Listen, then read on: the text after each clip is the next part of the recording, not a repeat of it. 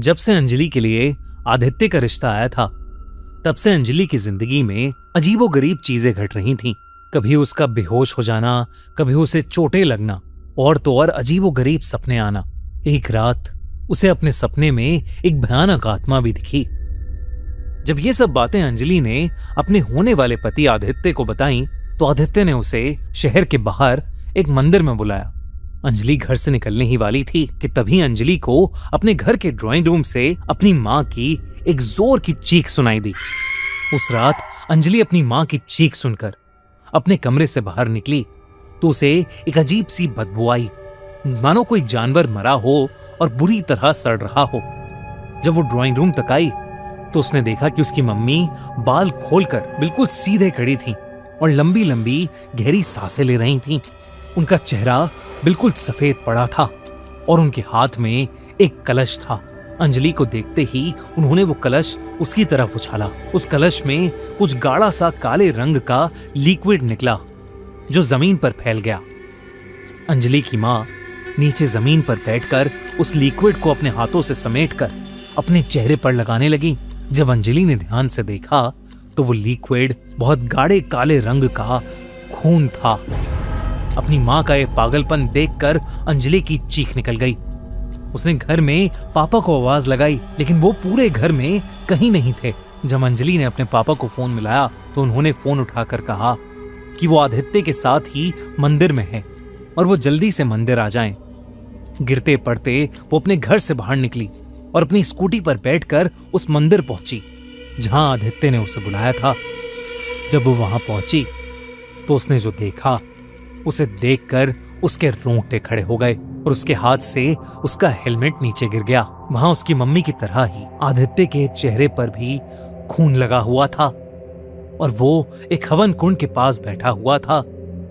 उसके हाथों और पैरों को किसी ने रस्सियों से बांध दिया था और वो पागलों की तरह दर्द में छटपटा रहा था, चीख रहा था। हवन कुंड के दूसरी तरफ उस मंदिर के महापुजारी और अंजलि के पापा बैठे हुए थे और वो दोनों किसी तरह का हवन कर रहे थे। अंजलि को कुछ समझ नहीं आ रहा था। अंजलि बहुत ज्यादा घबरा गई थी और घबराते हुए वो अपने पापा के पास आई और उनसे पूछने लगी कि ये सब आखिर चल क्या रहा है। लेकिन तब उसके पापा ने उसे अपने पास बिठा लिया और कुछ देर शांत रहने के लिए कहा। हवन जैसे जैसे आगे बढ़ता जा रहा था, आदित्य उतनी ही जोर से दर्द में कर रहा था। अचानक उसका चिल्लाना बंद हो गया और उसकी आंखें एकदम सफेद पड़ने लगीं। अंजलि को ये सब देखकर बहुत डर लग रहा था। तभी अचानक आदित्य का चेहरा बदलने लगा। ऐसा लग रहा था कि मानो उसके अंदर से कोई आत्मा निकली हो और वो आत्मा किसी और की नहीं बल्कि उसी भयानक औरत की थी जिसे सपने में अंजलि ने देखा था।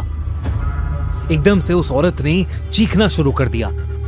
तभी उस महापुजारी ने एक कलश से पानी की कुछ बूंदें और हवन कुंड की भभूत उस औरत की आत्मा पर फेंकी तो वो चीखती हुई कहीं गायब हो गई और आदित्य बेहोश हो गया। आदित्य की ऐसी हालत देखकर उसके प्यार में पड़ी अंजलि का रोना छूट गया। वो आदित्य को होश में लाने के लिए आगे बढ़ी ही थी कि तभी उसके पापा ने उसे रोक लिया और अंजलि को कुछ ऐसा बताया जिसे सुनकर अंजलि के होश उड़ गए। उन्होंने उससे कहा कि आदित्य ने एक बहुत ही भयानक आत्मा कंड पिशाचनी सिद्ध की हुई है। कंड पिशाचनी की साधना ब्लैक मैजिक या काली विद्या जानने वाले साधक करते हैं। कंड पिशाचनी एक ऐसी आत्मा है, एक ऐसी शक्ति जो अगर आपकी हो जाए तो वो आपकी कोई भी ख्वाहिश पूरी कर सकती है। जिसने भी कंड पिशाचनी को सिद्ध कर लिया हो उसे पास्ट, प्रेजेंट और फ्यूचर की सारी नॉलेज, सारी विद्या प्राप्त हो जाती है। वो आपके कान में आकर आपको दुनिया के सारे राज बता सकती है।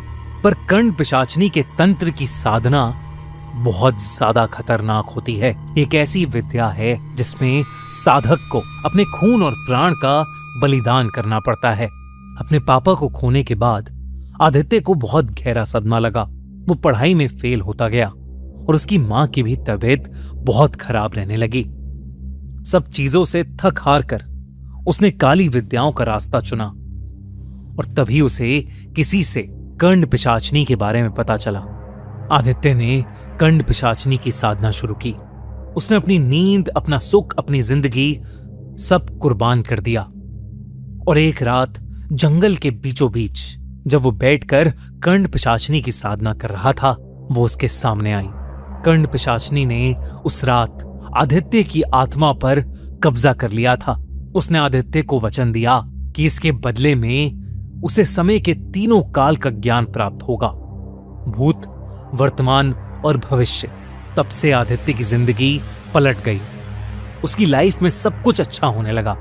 उसका स्टार्टअप करोड़ों का बन गया और उसकी मां की तबीयत भी ठीक हो गई। लेकिन इन सब की एक कीमत थी। उसकी जिंदगी अब किसी और के साथ नहीं जुड़ सकती थी। और अब जब वो अंजलि के करीब आया तो कंड पिशाचनी फिर से जागी थी।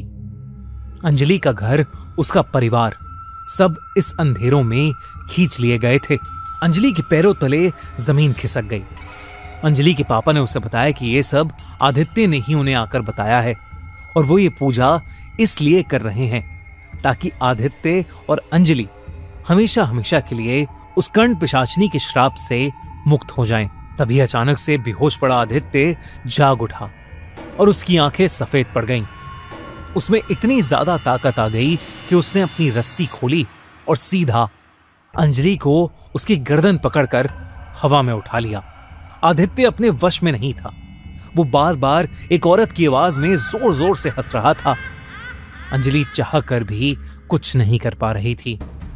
उसे आदित्य के अंदर वही भयानक कंड पिशाचनी नजर आ रही थी। वही महापुजारी जोरों से मंत्र का जाप कर रहा था और अंजलि के पापा आदित्य को रोकने की कोशिश कर रहे थे।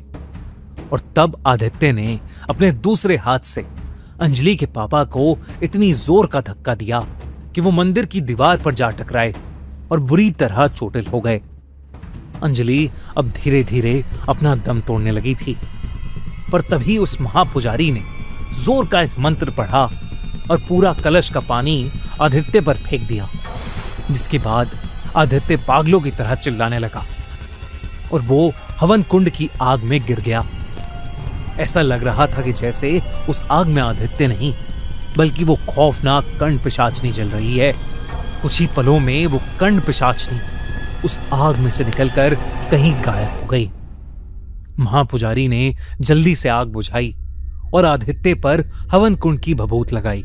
आदित्य के शरीर पर एक भी जलने का निशान नहीं था, पर आदित्य उसी समय बेहोश हो गया था। जब उसे होश आया तब आदित्य हॉस्पिटल में उठा। पूरे 10 दिन बीत चुके थे। आदित्य को हवन के दौरान क्या हुआ ये कुछ भी याद नहीं था। आदित्य का एक दोस्त उसके साथ बैठा था। उसने उसे बताया कि पिछले 10 दिन बहुत बुरे बीते हैं। इसी बीच आदित्य की मां की हार्ट अटैक से डेथ हो गई और साथ ही साथ उसके स्टार्टअप का सबसे बड़ा कॉन्ट्रैक्ट भी कैंसिल हो गया था। उधर अंजलि आदित्य से प्यार तो करती थी, लेकिन वो अब फिर से अपने और अपने परिवार वालों को खतरे में नहीं डाल सकती थी। इसलिए उसने आदित्य से अपना रिश्ता भी तोड़ लिया।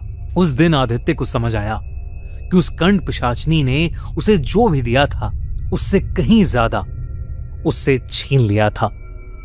दोस्तों, आप हमारी नई कहानी कच्चा कलवा ब्लैक मैजिक हॉरर स्टोरी अब सुन सकते हैं Amazon म्यूजिक पर YouTube से एक हफ्ते पहले। तो जल्दी से Amazon म्यूजिक पर जाओ और सुनो हमारी नई खतरनाक horror story Kachcha Kalwa, only on Amazon music, link in the pin comment. और अगर आपको ये वीडियो अच्छी लगी तो हमारा चैनल खूनी मंडे सब्सक्राइब करना बिल्कुल मत भूलना।